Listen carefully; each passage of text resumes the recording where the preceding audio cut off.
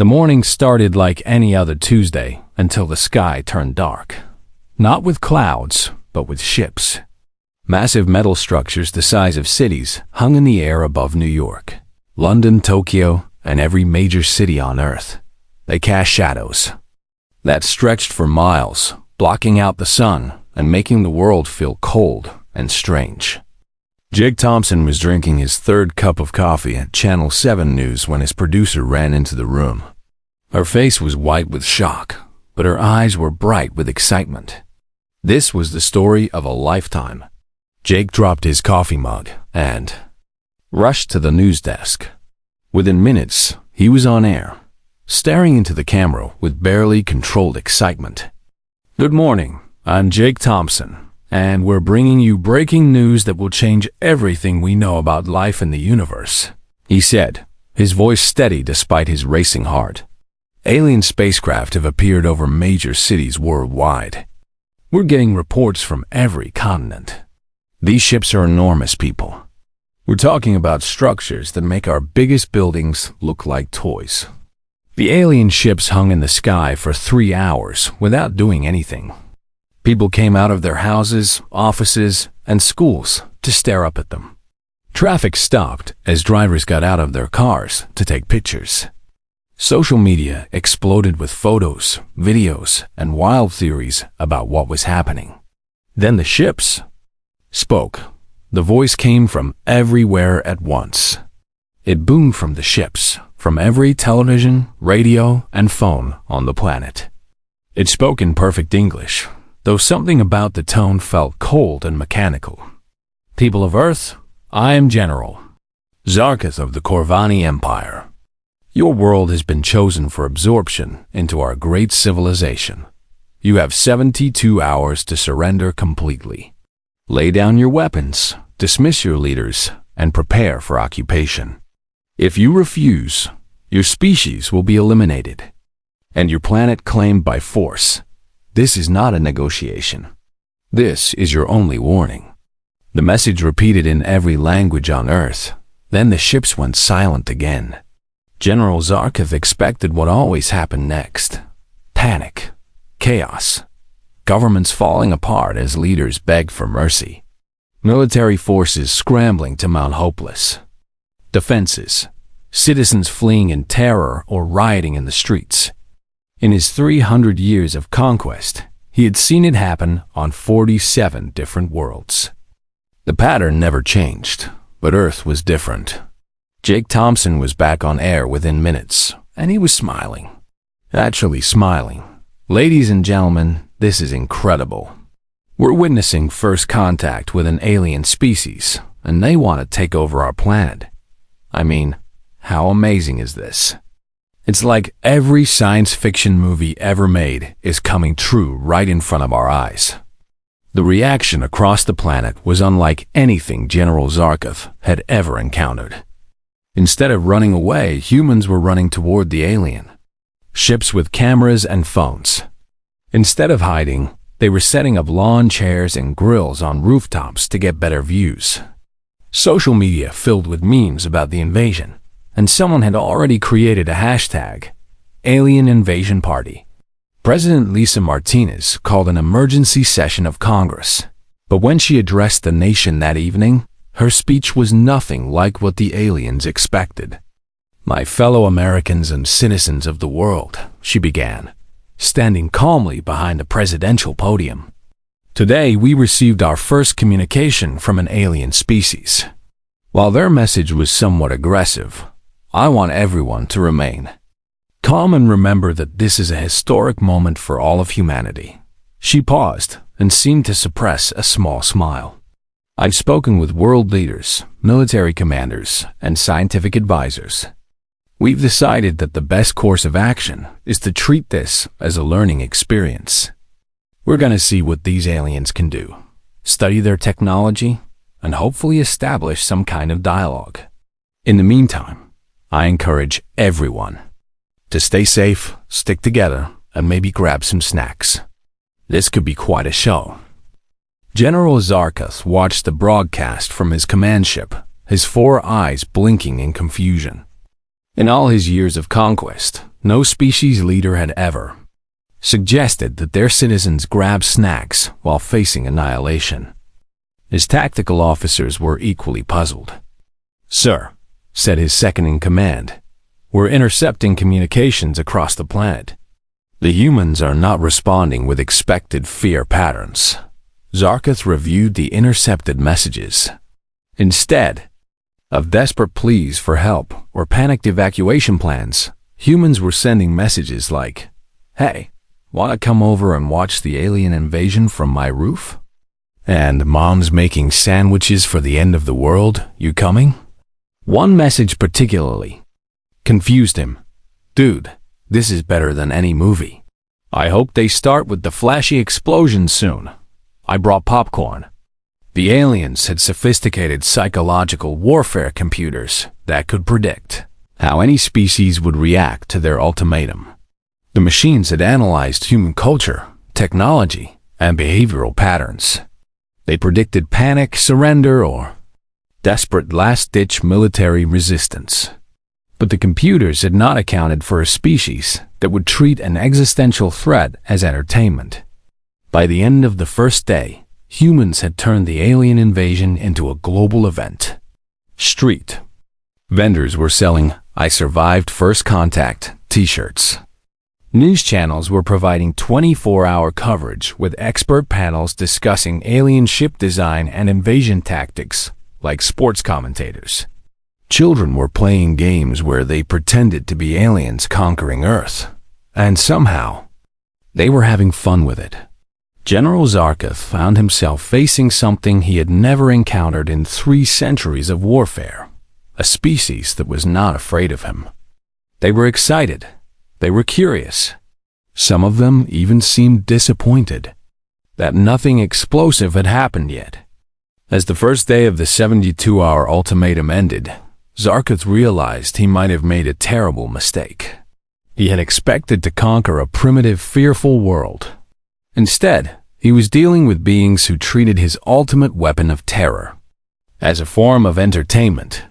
The invasion was not going according to plan. The second day of the alien ultimatum was unlike anything General Zarketh had ever witnessed. Instead of preparing for war or begging for mercy, humans were preparing for what they called the greatest show on Earth. Colonel Pete Johnson stood on the roof of Peterson Air Force Base in Colorado, watching his soldiers set up stadium-style bleachers facing the alien ship hovering over Denver. The massive craft cast a shadow over half the city, but instead of hiding in bunkers, people were climbing onto rooftops with folding chairs and coolers full of food. "Sir, are you sure about this?" asked his aide, Lieutenant Gary Stone. "Shouldn't we be preparing our defenses?" Colonel Johnson adjusted his binoculars and smiled. "Son, our best defense right now is showing these aliens that we're not scared of them. Besides, if they wanted us dead, we'd already be dead. They're putting on a show, so we might as well enjoy it." Below them, civilian cars were streaming into the base parking lot. Johnson had opened the facility to the public after getting approval from his commanders. Families were unpacking picnic baskets and setting up telescopes. Kids were running around playing tag while their parents grilled hamburgers and hot dogs. Amy Foster was having the best week of her business career. 3 days ago, she had been running a small online store selling camping gear. Now she was the CEO of Earth's fastest-growing company. Her alien invasion survival kits were selling so fast that her website kept crashing from all the orders. Each kit contained a folding chair, binoculars, popcorn, sodas, snacks, a first aid kit, and a disposable camera. She had added the camera after someone pointed out that people would want to take pictures of their first alien encounter. The kits were priced at $39.99, and she had sold over 2 million of them in just 24 hours. Amy sat in her makeshift office, which was actually her kitchen table, taking phone calls from reporters and distributors. Her phone had not stopped ringing since yesterday morning. "Hello, This is Amy Foster from Invasion Survival Kits, she said into her phone while typing order confirmations on her laptop. Ms. Foster, this is NBC News. We'd like to interview you about your business success during this crisis. Amy laughed. Crisis? This isn't a crisis. This is the opportunity of a lifetime. These aliens are giving us the best entertainment we've ever had, and they're doing it for free. Meanwhile, General Zarketh was having the worst week of his military career. His psychological warfare specialists were completely baffled by the human response. They had run every analysis program they had, and none of them could explain why humans were treating a death threat as a party invitation. Sir, we've intercepted more communications, reported his intelligence officer, Commander Vex. The humans are organizing what they call viewing parties across the planet. They're inviting friends and family to watch our ships.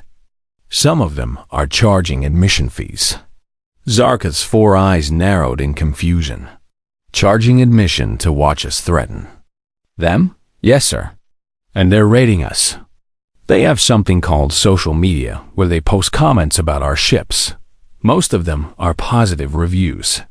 One human said our ships have excellent dramatic lighting and gave us 4 out of 5 stars. The general felt a headache forming behind his primary eyes. In his entire military career, spanning dozens of conquered worlds, no species had ever given his invasion fleet a star rating. Dr. Ben Collins was having the time of his life. The physicist had spent his whole career studying theoretical alien technology, and now he had real alien ships to observe. He stood on the roof of MIT with a team of graduate students, all of them using sophisticated sensors disguised as regular cameras and recording equipment. Are you getting readings on their power source? He asked his assistant, Linda Park. Yes, Dr. Collins. The energy signatures are incredible. They're using some kind of controlled fusion reactor, but the design is nothing like our theories predicted. While humans partied below, Dr. Collins and scientists around the world were quietly gathering invaluable data about alien technology. The beings in the ships had no idea that every moment they spent hovering over Earth cities was giving human scientists detailed information about their shields, weapons, and propulsion systems. Kate Rivers worked for the Pentagon as a military analyst, and she was also having a very interesting week. While everyone else was focused on the party atmosphere, she was studying the aliens' behavior patterns and tactical positioning. They're not positioned for optimal attack coverage, she muttered to herself, reviewing satellite images of the alien fleet positions. If they really wanted to destroy us efficiently, they'd be spread out differently. This looks more like a show of force than actual military positioning. Kate had spent years studying invasion strategies and military tactics. The alien positioning told her something important. They were more interested in intimidating humans than actually fighting them. That meant they could probably be dealt with through negotiation or clever maneuvering rather than direct confrontation. Chuck Adams had been a radio DJ for 15 years, but he had never had an audience like this. His morning show on Rock 95.5 FM was being broadcast to over 50 million listeners worldwide as people tuned in to hear his commentary on the alien ships. Good morning, Earth. This is Chuck Adams bringing you live coverage of Day 2 of the Alien Invasion Spectacular. The ships over Los Angeles are looking particularly shiny this morning, folks. I'm told they've been hovering at exactly the same altitude for 18 hours now. Very professional work, aliens. Very professional. His producer, Carol White, was frantically taking calls from advertisers who wanted to sponsor the alien invasion coverage. Local businesses were offering to provide free food for anyone watching the ships from their parking lots. Car dealerships were advertising end-of-the-world sales with 0% financing. Maria Santos had never made so much money in her life.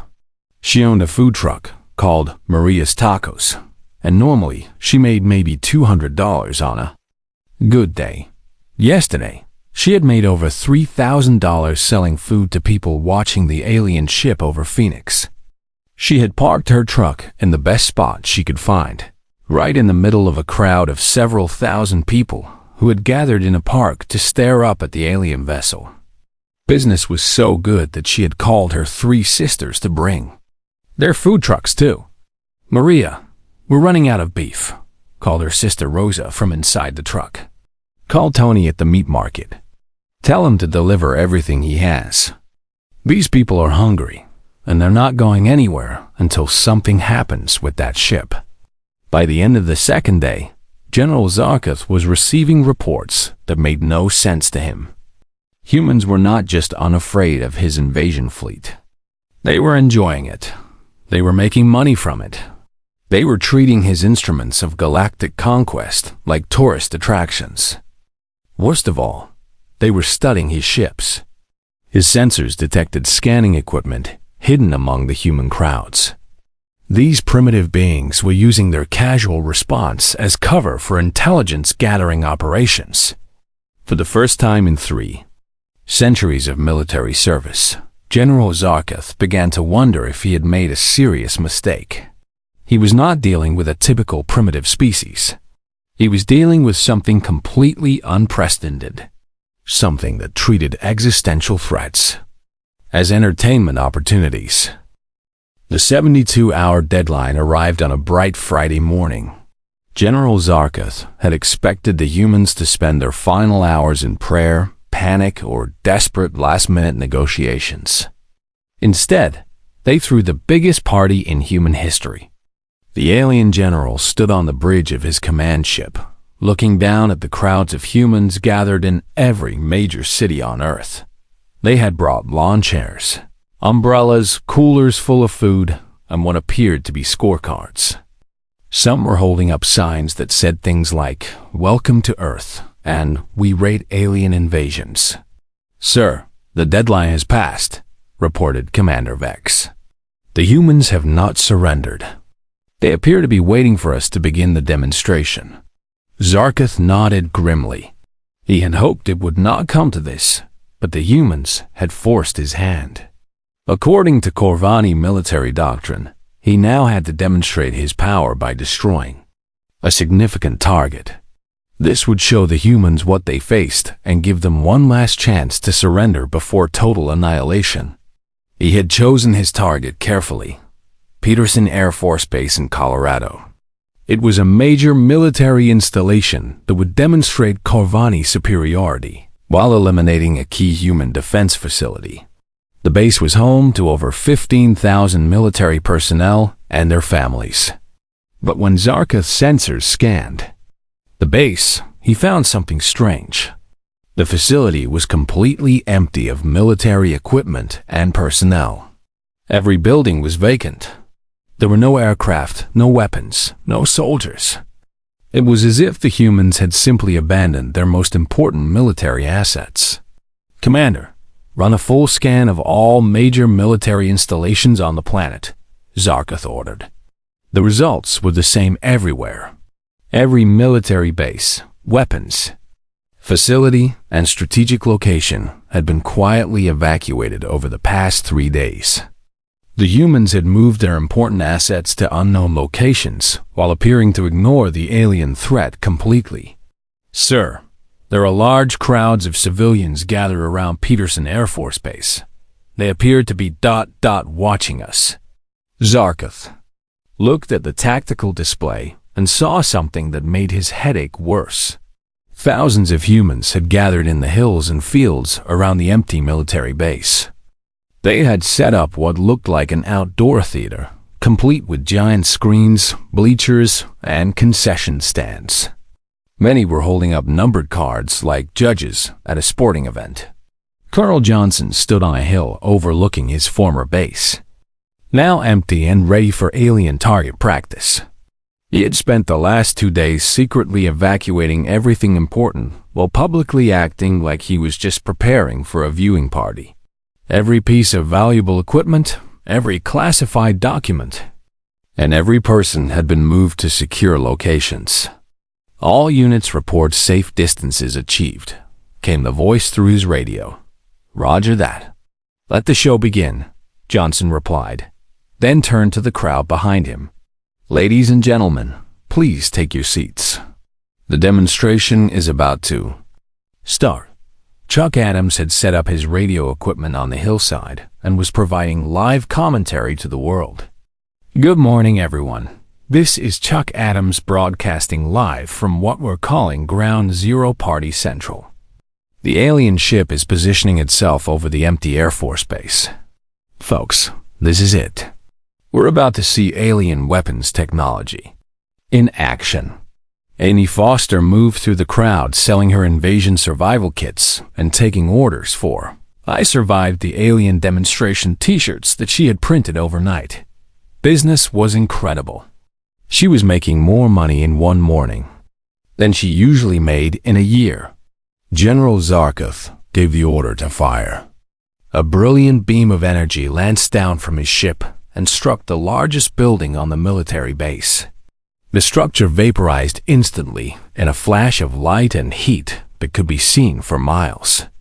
The human response was immediate and completely unexpected. They cheered. Thousands of people stood up and applauded. Many held up scorecards showing numbers like 8, 9, and 10. Someone started chanting, "Encore! Encore!"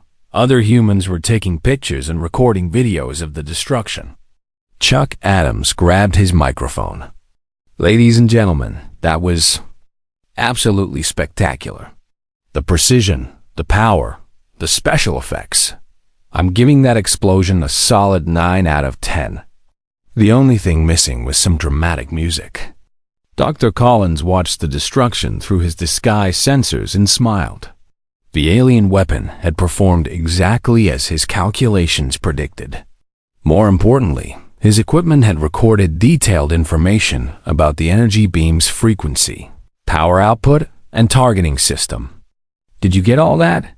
He asked his assistant. Every bit of data, Dr. Collins. We now know exactly how their primary weapons work. General Zarkov stared at the tactical display in complete bewilderment. The humans were rating his demonstration of ultimate power like it was entertainment. They were enjoying watching him destroy their military facility. Sir, we're receiving communications from the human crowds, reported his communications officer. They're requesting that we destroy the smaller buildings next. They want to see more explosions. Zarkov felt like his brain was melting. They want us to destroy more of their property. Yes, sir. One message says, "Great job on the first one, but can you make the next explosion bigger?" Another says, "Please aim for the fuel depot next. It should make a really cool fireball." The general decided to oblige them. Maybe if he destroyed enough targets, they would finally understand the seriousness of their situation. He ordered his weapons to target the base's fuel storage facility. The explosion was massive. A column of fire rose over 1,000 feet into the air, and the shock wave could be felt for miles. It was the most destructive display of power in Earth's recorded history. The humans loved it. They gave him a standing ovation.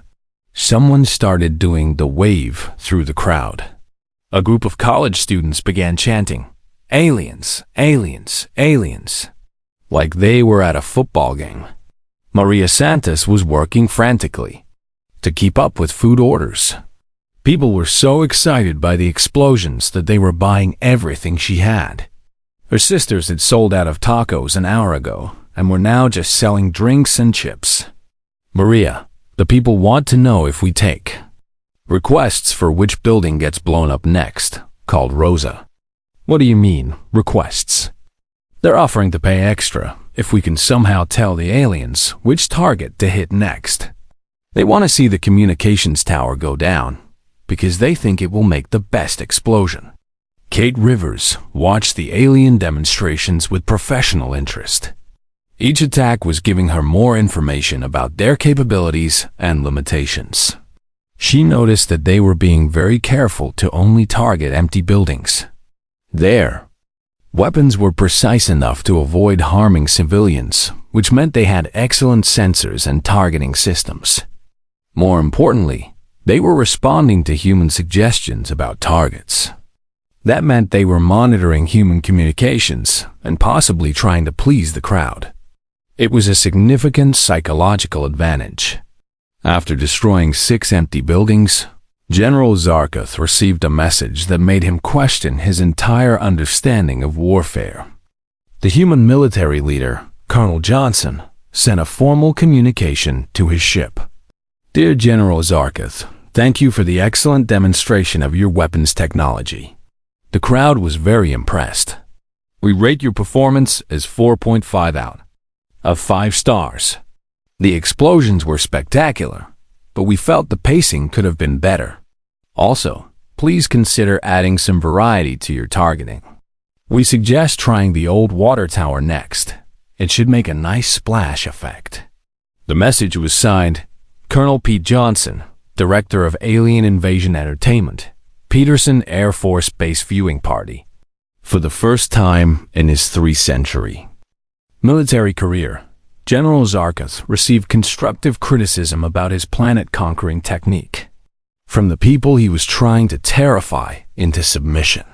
The humans were not just unafraid. They were treating his ultimate demonstration of power as dinner theater and offering suggestions for improvement. Zarkoth realized he was dealing with something completely outside his experience. These beings were either the bravest species in the galaxy or the most insane. He was beginning to suspect it might be both. General Zarkoth was desperate. 3 days of demonstrations had failed to produce even a hint of fear from the humans. If anything, they seemed more excited with each explosion. His psychological warfare computers were overheating from trying to analyze human behavior patterns that made no sense. Commander Vex, prepare the capture beams, Zarkoth ordered. We need to interrogate some humans directly. Maybe face-to-face questioning will help us understand their bizarre reaction to our superior firepower. Yes, sir. Which humans should we target? Their military leaders? Government officials? Scientists? Zarkoth looked at the tactical display, showing thousands of humans gathered around his latest target area. They were all acting the same way, excited, unafraid, and strangely entertained by the destruction. Just grab a random group. They all seem to be equally insane. The capture beam activated and pulled 4 humans up from the crowd below. They were ordinary people who had been enjoying the alien demonstration with their friends and family. Steve Baker was an accountant from Denver who had taken the day off work to watch the aliens blow things up. Nancy Phillips was a high school history teacher who had brought her whole class on a field trip to see living history in action. Dan Wright was a mechanic who had driven 3 hours to get a good view of the alien ships. Kelly Moore was a nurse who had packed medical supplies in case anyone got hurt during the demonstrations. When the 4 humans materialized on the alien ship, surrounded by tall gray beings with 4 eyes and advanced technology, their reaction was not what General Zarkoth expected. "Oh wow, this is amazing," said Nancy, looking around the spaceship. Bridge with bright eyes. The architecture is incredible. Is this all grown or constructed? And those control panels, are those touchscreens or do they respond to thought patterns? Steve was examining the alien technology with professional interest. Your user interface design is pretty good, but I noticed some inefficiencies in your information display system. Have you considered consolidating some of these readouts? You could probably improve your workflow by about 15%. Dan was looking at some mechanical components visible through a transparent panel. Hey, I think I see your problem. That coupling joint looks like it's vibrating out of alignment. I could fix that for you if you want. Do you have any tools that work on quantum phase metal? Kelly was studying the aliens themselves with medical curiosity. You all look really stressed. I mean, really stressed. Your breathing patterns are irregular, and those stress lines around your eyes suggest chronic anxiety. When was the last time any of you took a vacation? General Zarkov stared at the four humans in complete confusion. They had just been kidnapped by hostile aliens, transported to a warship filled with advanced weapons, and surrounded by beings who could destroy their planet. They should be terrified, begging for mercy, or at least asking what was going to happen to them. Instead, they were offering helpful suggestions and medical advice. Silence! Zarkov roared, using his most intimidating command voice. You will answer our questions, or you will suffer the consequences. The humans looked at each other and shrugged. Sure, we'll answer questions, said Steve. But can we get some pictures first? My wife is never going to believe this happened. Do you guys have Instagram on your planet? Commander Vex stepped forward with an electronic device that hummed with menacing energy. This is a neural probe.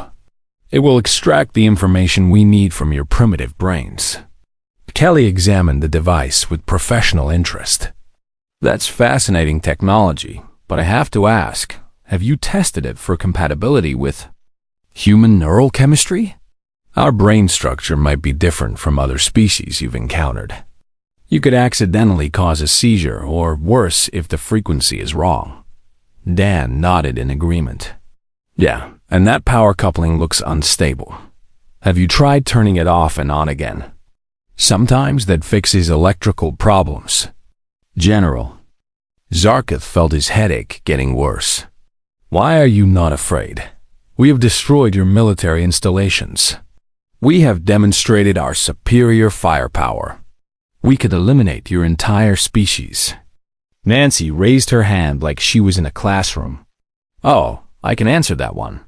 You see, we've been preparing for this scenario for about 70 years. Ever since we started making movies about alien invasions, we've been thinking about how we'd handle the real thing. Movies? Asked Commander Vex. Entertainment media, explained Steve. We create fictional stories about aliens invading Earth and broadcast them for fun. We've probably made thousands of movies, TV shows, books, and games about alien invasions. We know all the standard alien invasion tactics. Kelly nodded enthusiastically. Oh yes, we've seen it all. The big scary ships hovering over cities, that's from Independence Day. The ultimatum demanding surrender. That's classic War of the Worlds. The demonstration of superior firepower, we've seen that in probably 100 different movies. Dan counted on his fingers. Let's see. We've got aliens who want to enslave us, aliens who want to eat us, aliens who want to steal our water, aliens who want to steal our bodies, aliens who want to study us, and aliens who just want to blow us up for fun. You guys seem to be the enslavement type, right? General Zarkov's four eyes were blinking rapidly. You have fictional stories ... about us. Well, not specifically about you, said Nancy, but about alien species that act just like you. Honestly, you're following the standard invasion playbook almost exactly. Big ships, scary ultimatum, demonstration of power, then either direct attack or attempts at negotiation. We've seen this story so many times that it's not scary anymore. It's just interesting to see how it plays out in real life. Steve pulled out his phone and showed the aliens a screen full of movie posters. Look, here's Independence Day, War of the Worlds, District 9, Arrival, The Day the Earth Stood Still, Mars Attacks, Edge of Tomorrow. That's just from one streaming service. We have thousands more. The aliens stared at the tiny screen showing dozens of stories about alien invasions. Each poster showed massive alien ships, terrified humans, and devastating weapons. Exactly the scenario they were trying to create. You have been ... training for our invasion? Asked Commander Vex weakly. Not training exactly, said Kelly. But we've been thinking about it. Every human on Earth has probably wondered what they would do if aliens showed up. We've debated the best strategies, discussed the possible outcomes, and imagined different scenarios. When you guys arrived, it wasn't a complete shock. It was like something we'd been expecting our whole lives. Dan looked around the alien ship with admiration. Plus, your technology is pretty impressive, but it's not that different from what we imagined. The energy weapons, the shields, the faster-than-light travel, we've seen all of this in our fiction. The real thing is cooler than the movies, but it's not completely alien to us. Nancy pulled out a small notebook and started writing. Actually, would you mind if I asked you some questions? My students are going to want to know everything about your culture, your technology, and your social structure.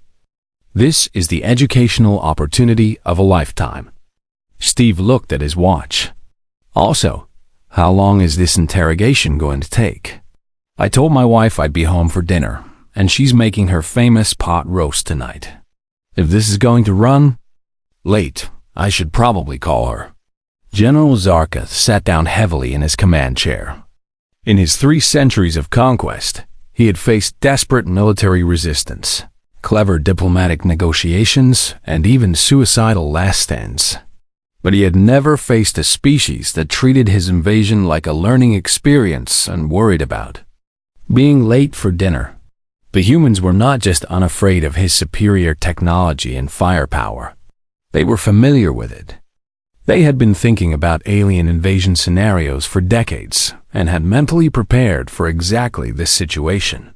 Worse, they were treating his feared Corvani Empire like an interesting cultural exchange program. For the first time in his military career, General Zarkas began to wonder if the Corvani Empire had made a terrible mistake. They were not dealing with a primitive, unprepared species. They were dealing with a civilization that had weaponized their imagination and turned their entertainment industry into accidental military preparation. These humans were not just brave or crazy.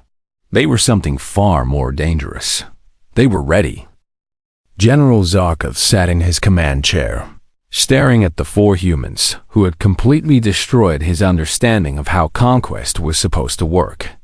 They were still asking questions, offering suggestions, and treating his invasion fleet like a tourist attraction. "Sir," said Commander Vex quietly, "we have a problem." While we were questioning these humans, our sensors detected scanning activity from the crowds below. They've been studying our ships. What kind of scanning? Advanced sensor sweeps, disguised as recording equipment.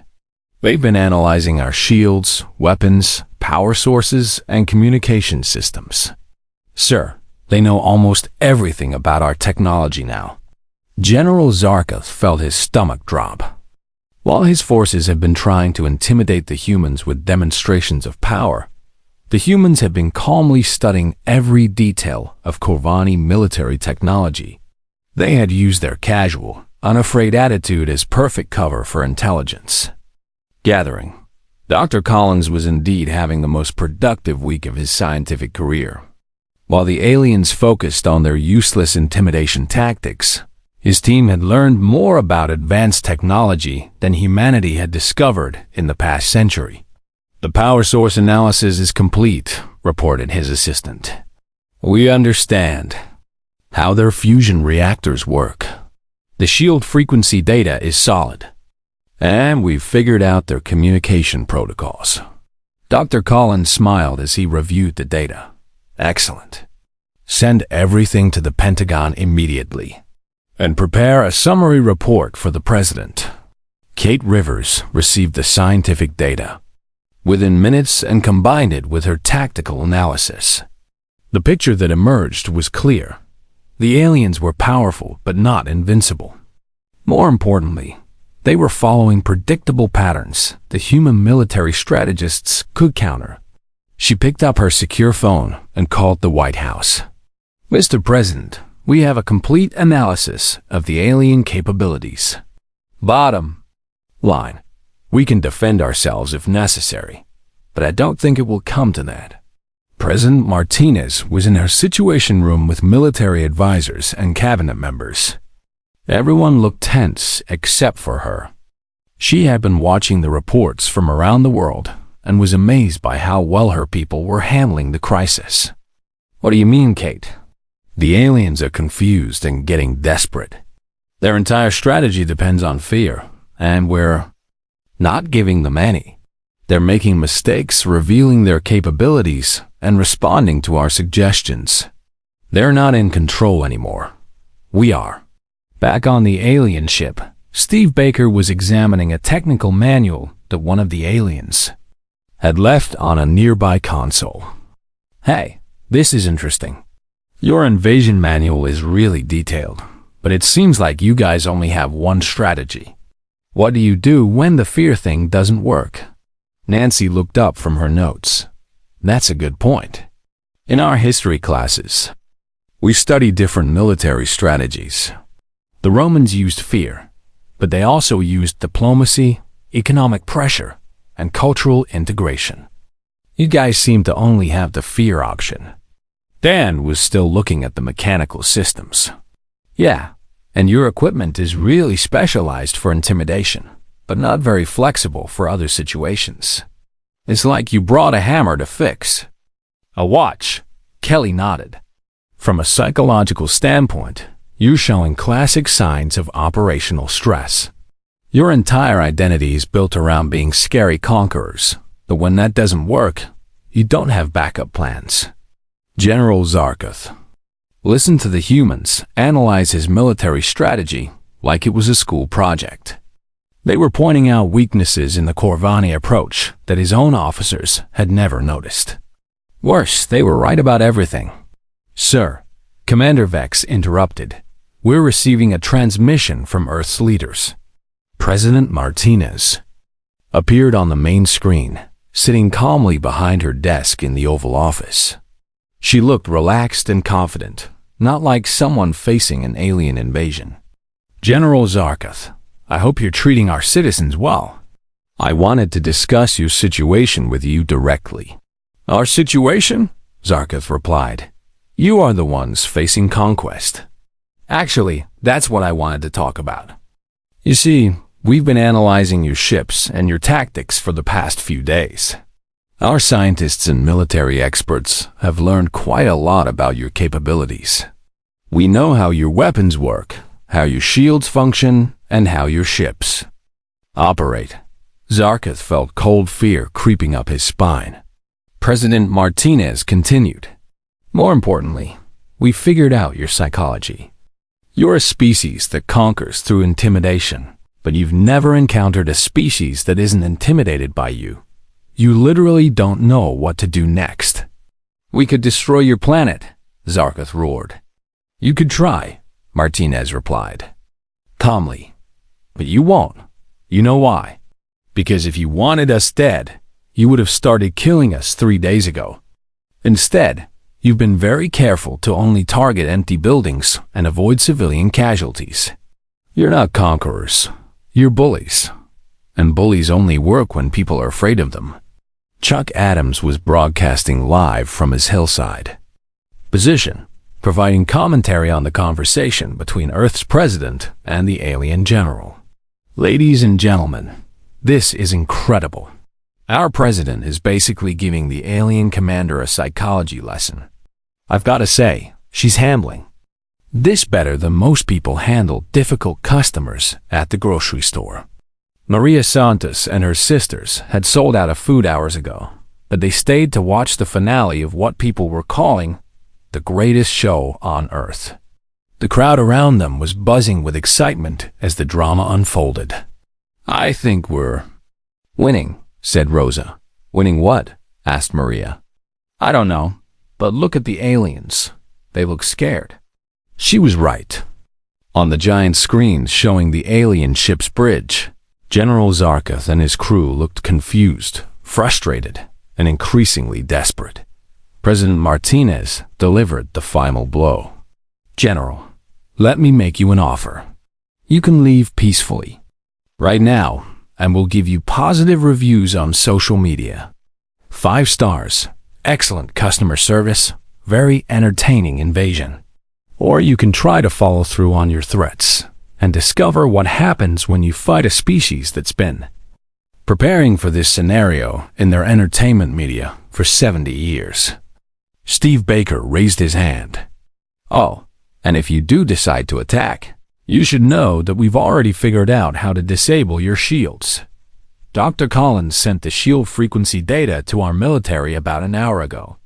Nancy added, plus our history shows that every time someone tries to conquer Earth through intimidation, they end up losing. It never works. Humans are really bad at staying scared for long periods of time. Dan pointed to a flashing warning light on the alien console. Also, I think your main power coupling is about to fail. You might want to fix that before you try any more demonstrations. Kelly looked concerned. And seriously, you all need to consider stress management therapy. This much anxiety is bad for your health. General Zarkov looked around his bridge, at his crew, then at the humans who were critiquing his invasion like helpful consultants, then at President Martinez, who was offering him a face-saving way to retreat. For the first time in 3 centuries of conquest, General Zarkov realized he was completely outmatched. Not by superior weapons or better tactics, but by a species that had accidentally trained itself to be unconquerable through sheer entertainment consumption. Commander Vex, he said quietly, prepare the fleet for departure. Sir, are we retreating? We are making a strategic withdrawal from an untenable situation. As the alien ships began to rise higher into the sky, preparing to leave Earth's atmosphere, something unprecedented happened. The humans gave them a standing ovation. Millions of people around the world stood up and applauded the alien invasion fleet. Chuck Adams grabbed his microphone one last time. Ladies and gentlemen, let's hear it for the Corvani Empire. 4 days of excellent entertainment, professional quality explosions, and a very educational cultural exchange. We're giving this invasion 5 stars and hoping for a sequel. The aliens departed to the sound of cheering crowds and positive reviews. 3 months later, Earth received applications from 14 different alien species requesting permission to visit the planet, where invasion threats were treated as dinner theater. Humanity had accidentally established itself as the galaxy's most dangerous species, not through military might, but through the simple fact that absolutely nothing could intimidate them. General Zarkov filed a report with Corvani High Command, recommending that Earth be classified as unconquerable due to psychological immunity to fear-based tactics, and suggested that humans be hired as military consultants instead of being invaded.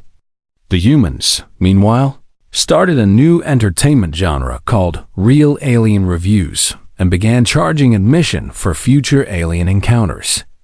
It was the most successful failure in the history of galactic conquest.